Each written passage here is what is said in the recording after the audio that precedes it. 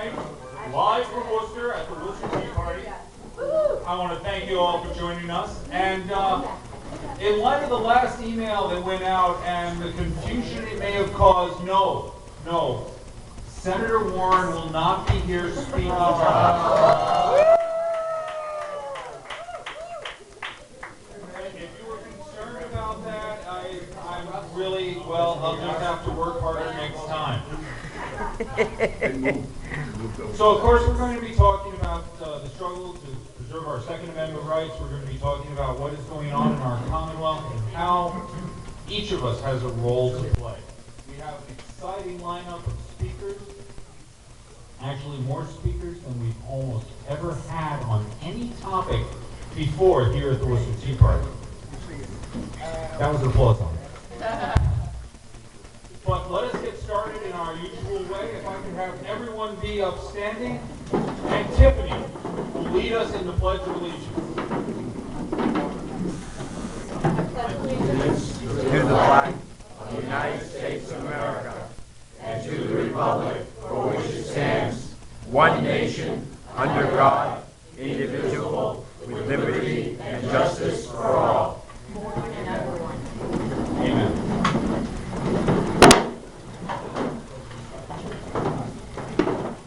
You know, I'm going to take one moment of privilege here and say the Second Amendment has always been a particular issue for myself. My father and I were shooters. My father was a man who survived polio, and he wasn't involved in a lot of sports because he could not walk. But he was a pistol shooter, and he taught me that discipline at a young age. So being a member of the NRA and having guns around the house and handling them safely has always been part of my life. And it's also been something that I've taken a certain level of pride in. So it is alien to me, the way that so many people fear guns and find them to be such a totem of evil, when actually they're an innate object like chairs or ashtrays or wine glasses. Absolutely. So, our first speaker tonight is... Never put down your notes when there is a lady. Kirk will be speaking first. Kirk owns...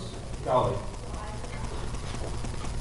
Watley Training. Watley Training, Yes. LLC, firearms instructor. Served on the town council for Greenfield, Mass. And town moderator for Watley. Wow, very accomplished on me. Young, I like that word. He's a regular on WHMP 1400 AM, almost as famous as I am for being on 830 AM. You know, we really have to write these bigger for this old guys. Doesn't matter. Why don't you come on in and bail me out? Everybody, give us a big round of applause for Kirk.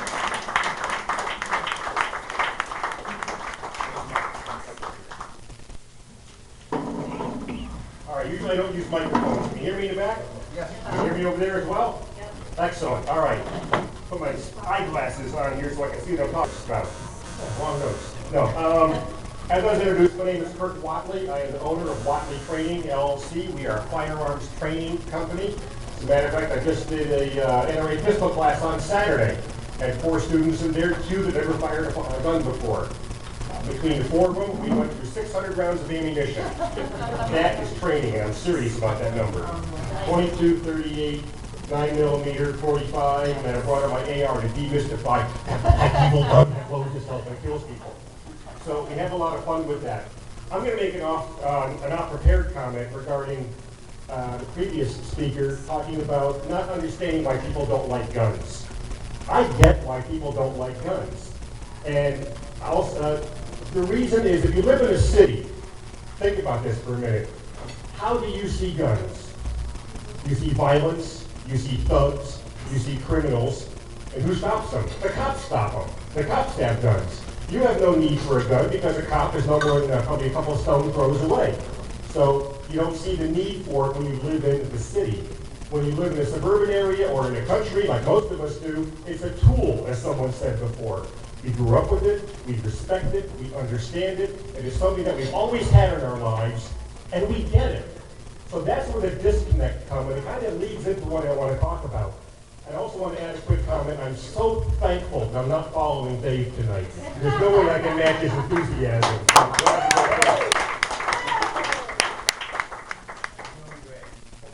Thanks, Coach. I am grateful to be here. I got a quick question for you guys. Speaking of guns in Massachusetts and things like that, what percentage of households in Massachusetts own firearms? 8? 70. 70? 25. 25. Not enough. The answer is 13. 13% of households in Massachusetts own firearms. Of course, most of us own more than one, maybe more than two. But that's one of the challenges we face. We're talking to a demographic, we're trying to influence a demographic, only 13% of them own firearms. That's our challenge. And instead of a fire and brimstone, because quite frankly, we're preaching to the choir here. We all agree on what we're going to talk about tonight. That's why we're freaking here, besides the food and the beers. All right? So I'm going to give you some practical advice about what you can do to maybe influence somebody from the city or somebody who doesn't own a firearm.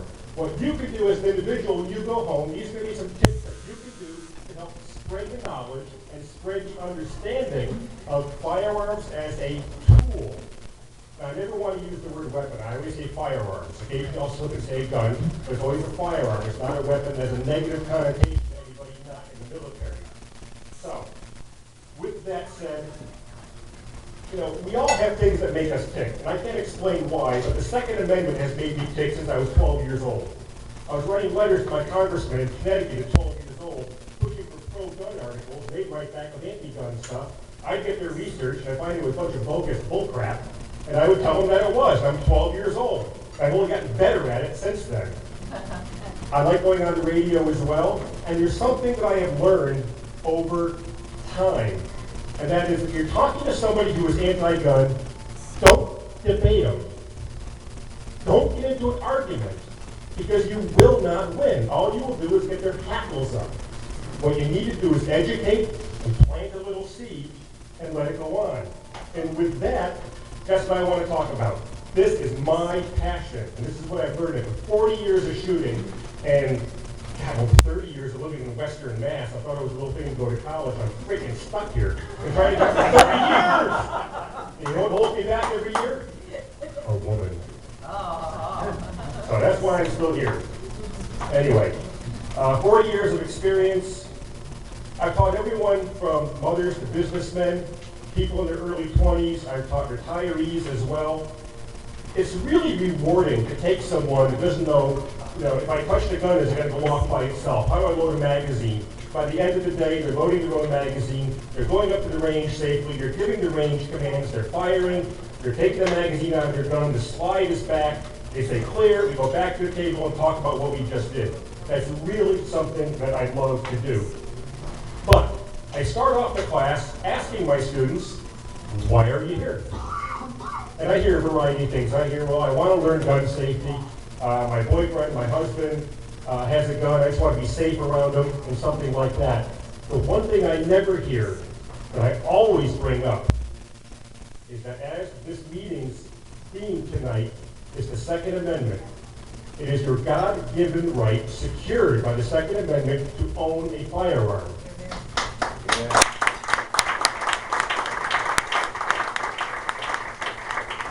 Furthermore, it is your God-given right. It is the most basic of human rights. More basic than water, more basic than food, more basic than shelter. It is the right to self-defense. You think about that. Even Gandhi has gone so far as to say if someone approaches you with a gun, you have a right to have a gun and shoot back at them. All right? I think that's pretty powerful that Gandhi would say something like that. So being able to protect yourself is the most basic of all rights. Some of the other comments I got really surprised me, and this comes from about probably 80% of the students. It doesn't matter what age, doesn't matter what gender. They'll say, I look around out there in the world, and I don't like what I see. I don't like what I see in the news. I don't like what I see happening in the country. I feel the need to be able to protect myself, my family, and my children. So they're there to learn. And it's my honor to be able to teach them that. So I really enjoy that, but it's very interesting to think about that. People are getting gun training because they don't like what's seeing out there. This is a huge opportunity for us. It really is, and we need to capitalize on that. Going on to these pages.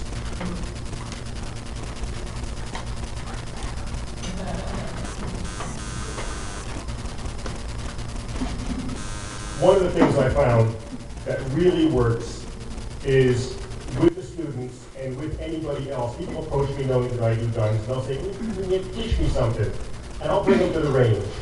And so I'm inviting you guys, if you know someone that has not shot before, that has expressed even a little inkling of interest, invite them to the range. They go there, but the first thing that they want to know is that they're safe. So as a practical tip, when you bring someone to the range, do everything you can to make sure that they know that they're going to be safe. This gun is not going to fall off the table, discharge, and kill somebody. All right? And this gun, they can look at it, they can tell whether it's loaded or not. Safety is a huge, huge factor with people, and they want to know that.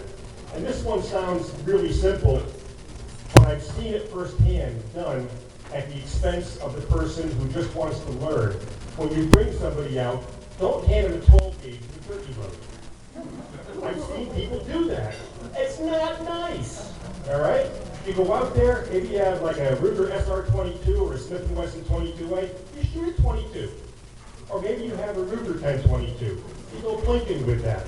And as better also, bring reactive targets. Those shoot and see targets, people that have not shot before love to shoot and see little, boink, there's an orange dot. Hey, I hit it. Yeah. It's success to them. And the other thing too, when you set something up for a newbie, set the target up 6 to 8 feet away. In the real world, you do need to use your firearm. You're about this distance away. So there's no need to be shooting a pistol 20, 30 feet, 40 feet, 50 feet, unless you want to see if you can hit the target. But especially for the new person who's shooting, set it up close and let them feel success and let them feel good about what they're doing. And that's going to be very key. And talk to them also. When you're done with the magazine, come back to the desk where your guns are set up and the ammunition is, and talk to them. What do you think? What do you think about the recoil? Was it fun to shoot? What was your reaction? Was it what you thought it would be? Get them talking. When people are happy about what they're doing, they're shooting, they're hitting a target, and they're experiencing something and they feel safe, they're more open to understand why we like to shoot, why we like our firearms. And then you can begin to get into the conversation of the stupid laws that are out there. For example, what I do in the class is I bring out 3 22As. One's got the factory grips on it, and the other 2 have got those wooden 2x4s that the Commonwealth of Massachusetts says that you have to have, okay? Now, as I know it anyway, maybe somebody will correct me, but as I know it, Massachusetts state law says that the average 5-year-old should not be able to grasp the grip of a pistol, reach around and pull the trigger, which is why we have these massive dumb blocks on the grips. We've got a 10-pound trigger pull if you buy it from a brick and mortar FFL. You buy it used, you buy it from somebody else, it doesn't matter. And I tell the class, I bought this 22A right here, it had this wooden block, I still have it, I can't believe the size of it. But at the same time, I bought the factory grips. Even before the ink was dry, I popped 2 screws off, took the wood off, put the real grips on, now it's good to go. And it was legal because I did it, but I couldn't buy it that way. And that's an introduction to the stupidity of some of the Massachusetts laws that are out there also. So you begin talking to them about the laws that are out there, how criminals are not going to obey the law. They're pretty criminal by nature. So you talk about that as well. You bring it up conversationally. You don't start lecturing at them, because people don't like being lectured at. But you get them engaged in conversation, you get them thinking about it. You're planting seeds in the mind of these people. One of the best feelings that I had is in Amherst. I'm not going to mention the poor fellow's name, but there's a Mr. Liberal in Amherst. And if you know Amherst, being Mr. Liberal is a freaking reach out there, okay? I mean, they fly the UN flag in front of town hall. It's a nuclear-free zone. They've got a sister city in Russia and all that kind of stuff. And it's a sanctuary for illegal immigrants. So for someone to be called Mr. Liberal, kind of goes out there, all right? Well, a bunch of his friends, it took him 6 months, but convinced him to come out shooting with me. And so all of us went out. I started him off low. We worked our way from a 22 pistol up to a 10-22. and he loved it. He absolutely loved it. Loved it to the point that there were Facebook pictures of him shooting the gun posted on his account. And that he can only hell for that. Let me tell you, he was shocked at the reaction that he got from his friends because he was handling a gun. Oh my God. So that was very enlightening to him. He wanted to go out again. So I brought some of my larger guns because he asked for it. And by the end of that shooting, for those that know, he was shooting a Mosin Nagant and absolutely loving it. I had a limb saber at the end of it though. That made it a little bit better for him. But the main point that I want to make tonight, held rest of the notes, is that we do, and it's a job to do, and it's an uphill battle. 13% of households own a firearm. This is a gun-unfriendly state, fourth from the bottom in the country, in Massachusetts. But hey, we're not Connecticut, right? We're working on it, though, I'm sure. So you're going to hear a lot of fire and brimstone tonight, a lot of raw meat, and it's all good stuff. That's why we're here, really good stuff. But I'm going to ask each and every one of you, when you go home over the weekend, over the next month or something, take somebody that has talked to you and start a little inkling of shooting and bring them out. Make them feel comfortable, get them shooting, and then work on the concept of the Second Amendment, work on the concept of personal protection, and work on the concept of muskets were the assault rifles of the day. All right, if you have an AR, bring them out. The 223's got no kick to it. And with all due respect to the women here, women love shooting the AR. Oh my God. I've had so many magazine dumps by women that have never seen an AR in person before. Once they shoot it, they just go nuts shooting it. So if you have something like that, bring it out. They absolutely love it. And then the fear is gone after that, and they want to have one in the house. And then they suddenly see, this is not the evil gun that's always been portrayed. This stuff's actually fun to shoot. And so we begin to turn the mentality at that point. The final note that I want to leave you with tonight is we also have another responsibility. And I tell my students this also.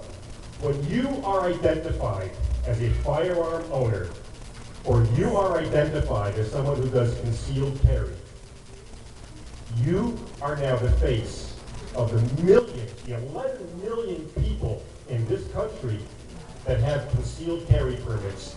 You are now the face of a firearm owner. Don't be a jackass. Don't be a jerk. Go out of your way to be nice. And go out of your way to educate.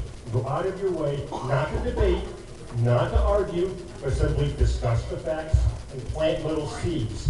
It may take some time, but fruition will happen. I represent you, you represent me. Bud, I represent you, you represent me. We all represent each other, and there's 11 million concealed carry holders in the United States of America. We all represent each other, and we've got a duty to each other. So that's your homework. When you go back this weekend, find somebody, ask them if they want to go shooting, introduce them, and keep working on them, educate them, and plant the seeds. And with that, I'm done. I want to thank you for your attention, and we've got a great list tonight. I don't know who's next.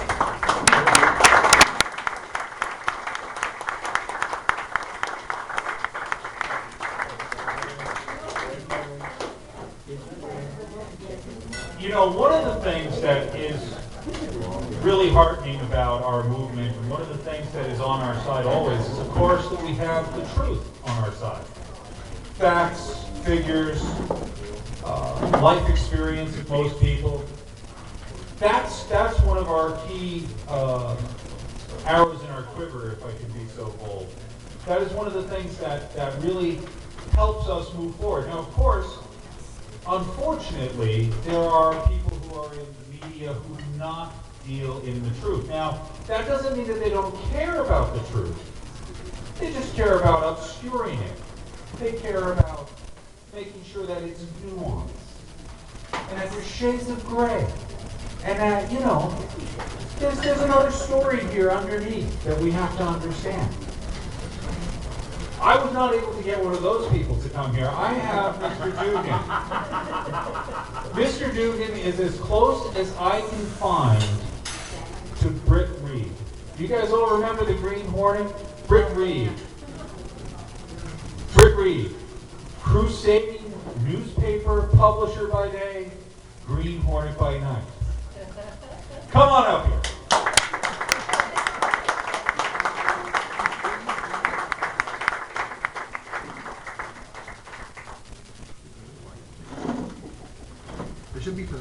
Wow.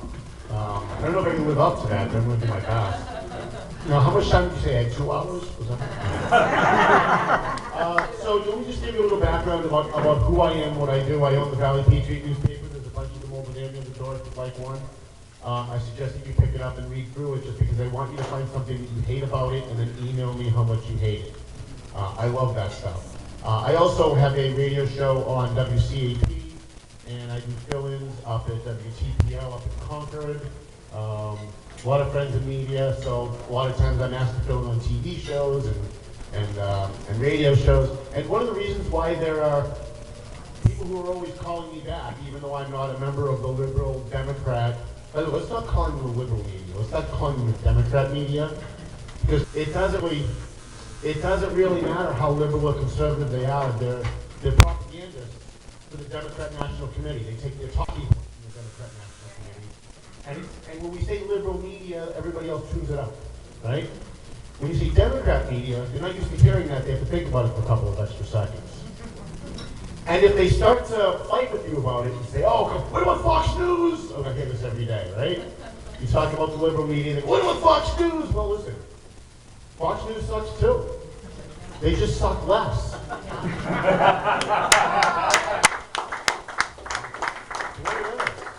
And when you're talking to liberals, and you're talking to people who are in the media, or you're talking to people who don't share your views, and you agree with them on something, like, for example, Fox News sucks too, all of a sudden they're a little bit more willing to listen to some of the things that you have to say.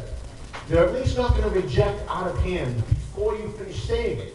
They're not trying to, suddenly they're not trying to cut you off. And I deal with a lot of liberal people. I encourage liberals to debate and to fight with me only because I use it as a science project.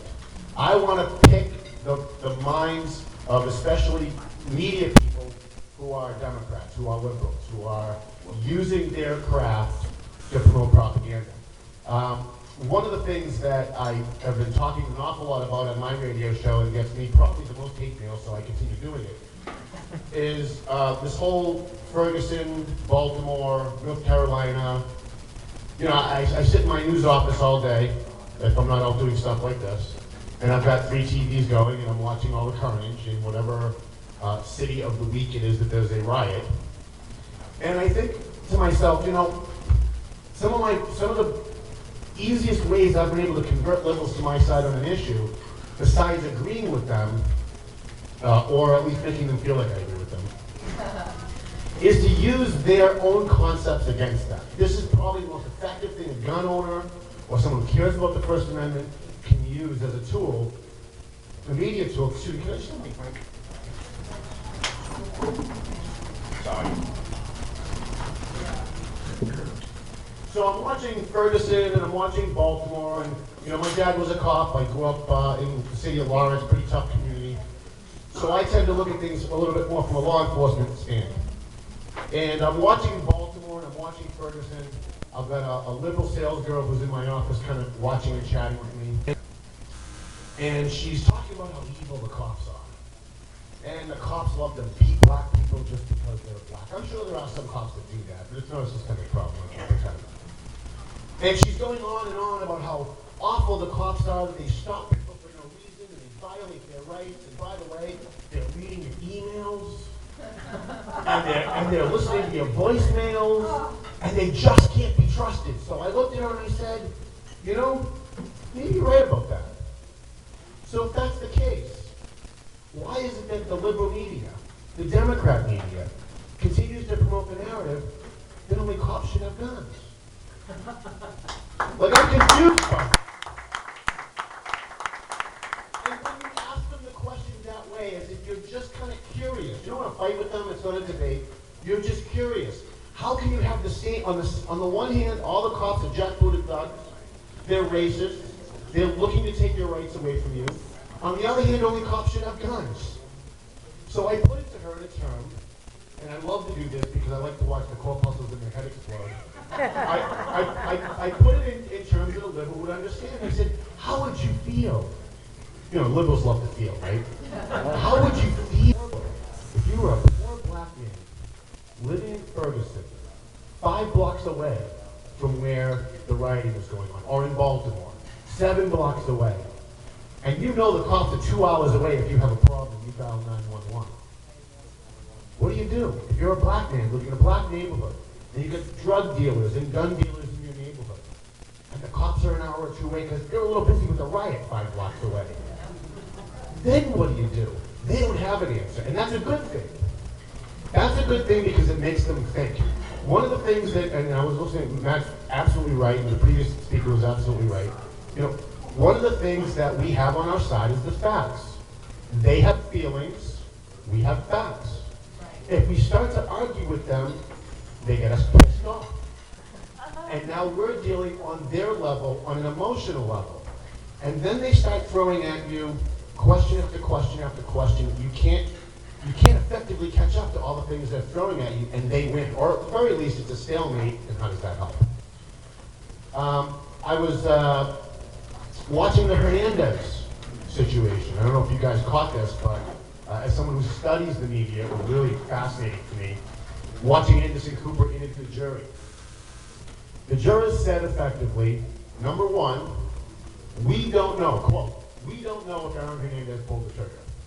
Right? They said it on Anderson Cooper after the verdict. We don't know if he pulled the trigger. And the jury foreman said to Anderson Cooper, I played the clips on my show a few weeks ago, but he had that gun. So think about this in Massachusetts. The jury themselves admit after the verdict, after they convicted him of second-degree murder. Was it first-degree murder? I don't remember if it was first or second. But they admitted afterwards that they didn't know if he pulled the trigger. They didn't know if he was the one responsible for the murder. But he had the gun, and that's why they convicted him. Powerful stuff. Powerful stuff. And that's because we're in Massachusetts, and they get a daily dose from the media, Channel 4, 5, and 7, New England Cable News, the Boston Globe. A lot of these liberal news media, Democrat news media outlets want to make sure that people are afraid of guns. And that's why the Boy Scouts are now stopping Boy Scouts from having water pistols. Because on the same vein that they're going to elect homosexuals, whether you agree or not, it just kind of seems very hypocritical. On the one hand, they're saying, we're going to let homosexuals be in the Boy Scouts, we're not going to exclude anybody, we want to be open and affirming. Unless you have a squirt gun. And that's bad. Unless they're pink. Right, well, if they're pink, maybe. One of the other things that I noticed when studying the news media, and I want you guys to be aware, because when it happens, I want you to tweet and Facebook to the news outlets that do this. A man walks into a McDonald's, he shoots 3 people, what do they call him? Anybody? A gunman. Guy walks into a McDonald's with a knife and he stabs 18 people, they all die, what do they call him? Murder. A suspect or a murderer. Interesting, huh? They purposely use words. The media's job is to put mental images into people's minds. And they know that. And they're very good at it.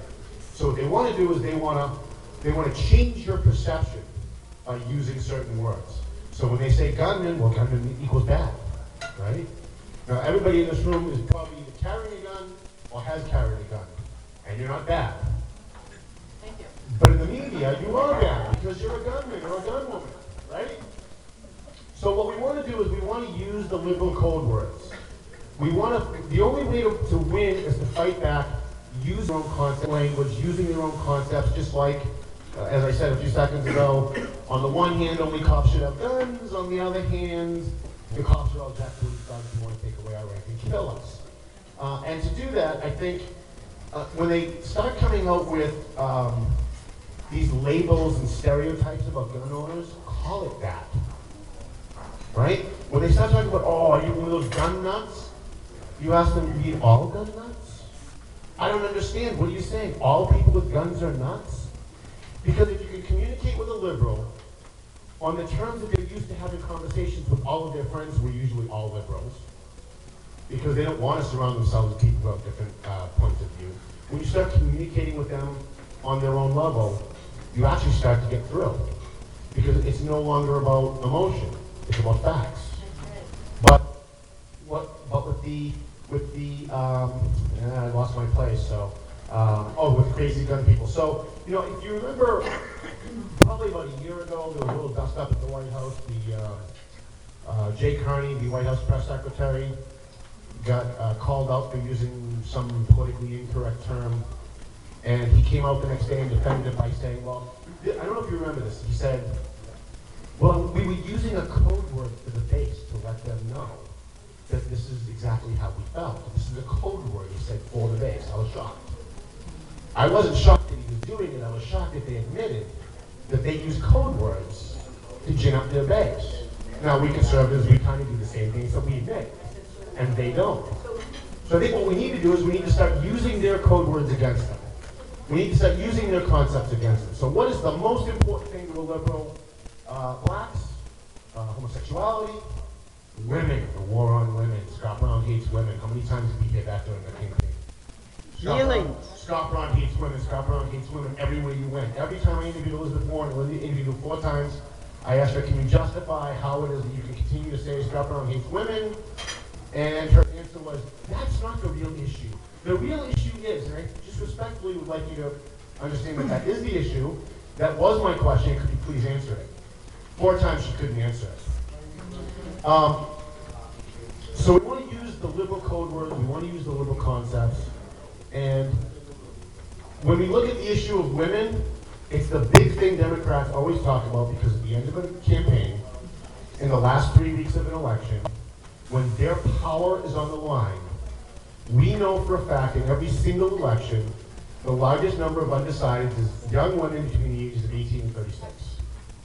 Which is why they push the war on women a year out. Because they're building a foundation for the last 3 weeks, because they understand how elections work. So I think as Second Amendment advocates, what we need to be doing is using it against them.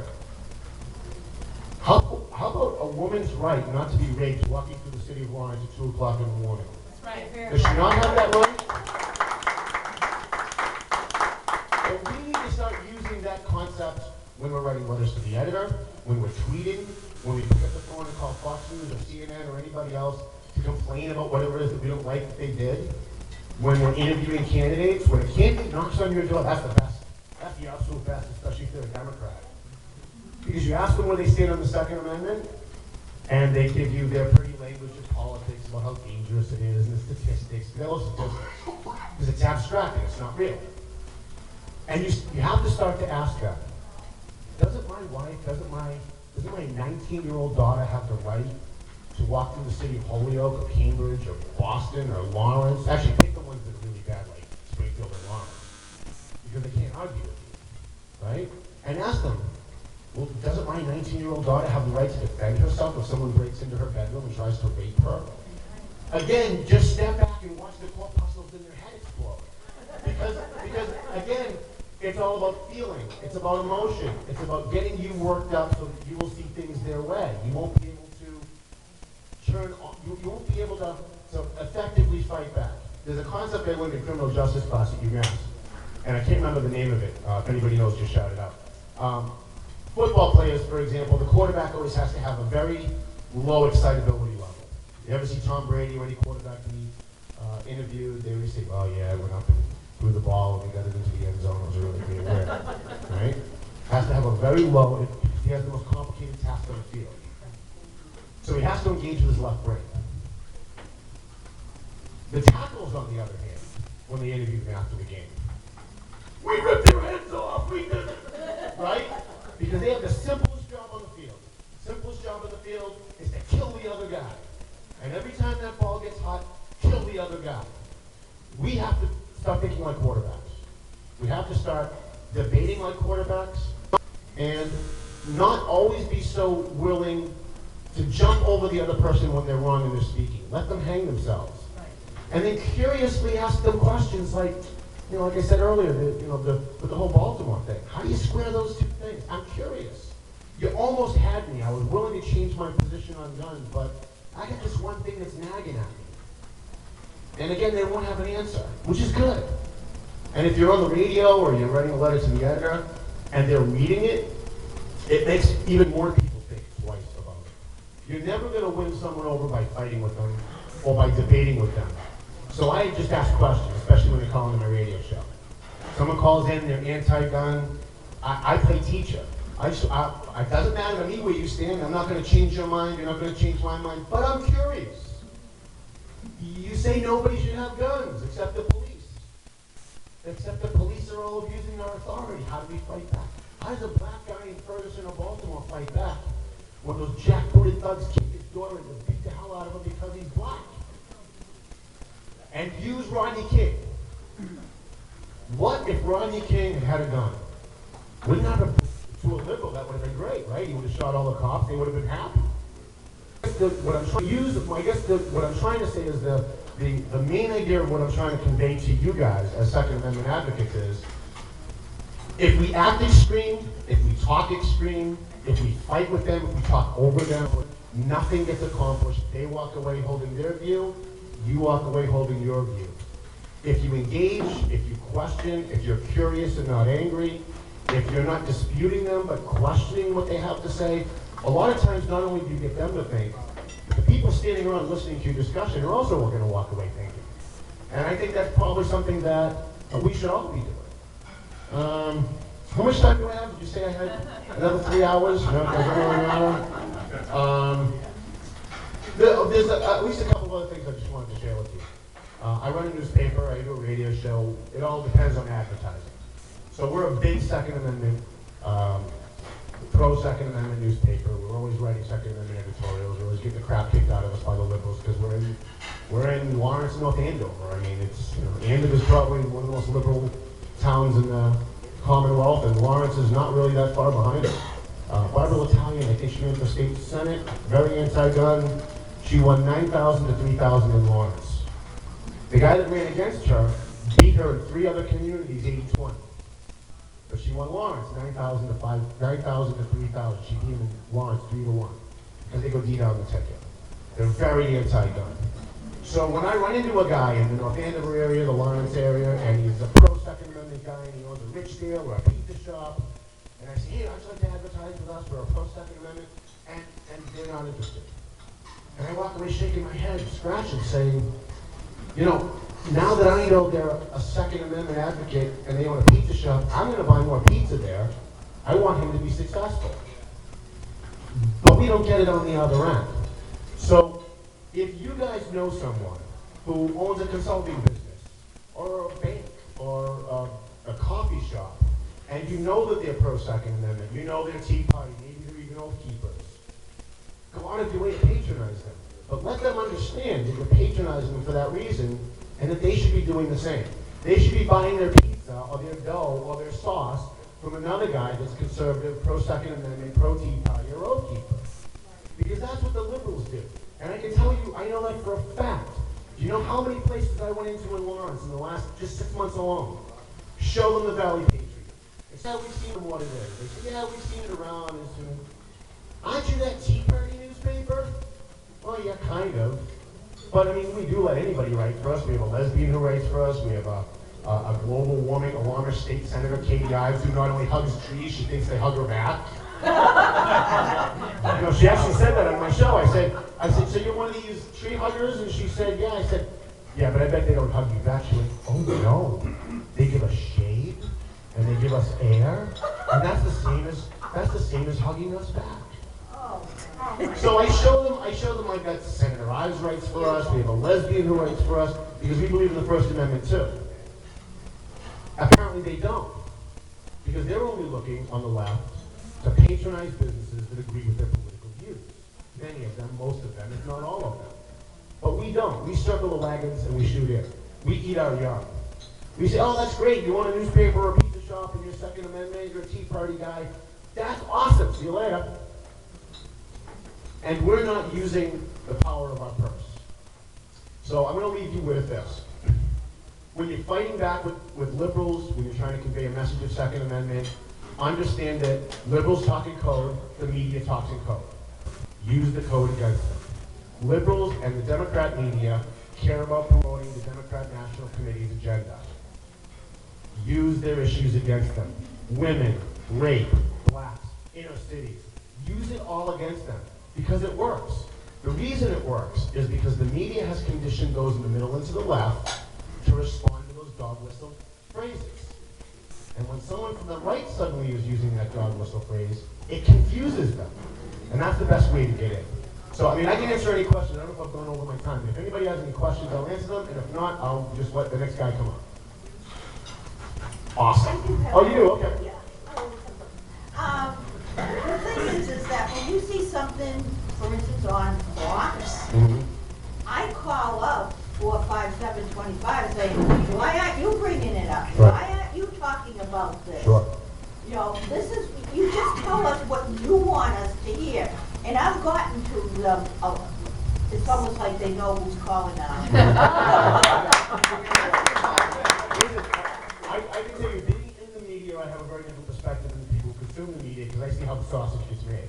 So Jazeera America is the furthest to the left you can get in this country as news, at least TV, cable news media. They're even further to the left than MSNBC. I actually have friends that now work there. They weren't my friends a while back, but as I started tweeting them and tagging them on Facebook, when they get something wrong, especially about the First Amendment, the Second Amendment, or police issues, Ferguson, Baltimore, I tag the crap out of that. And you know what? Morgan Radford and Ray Suarez and the rest of those guys, they all have interns that read every single tweet.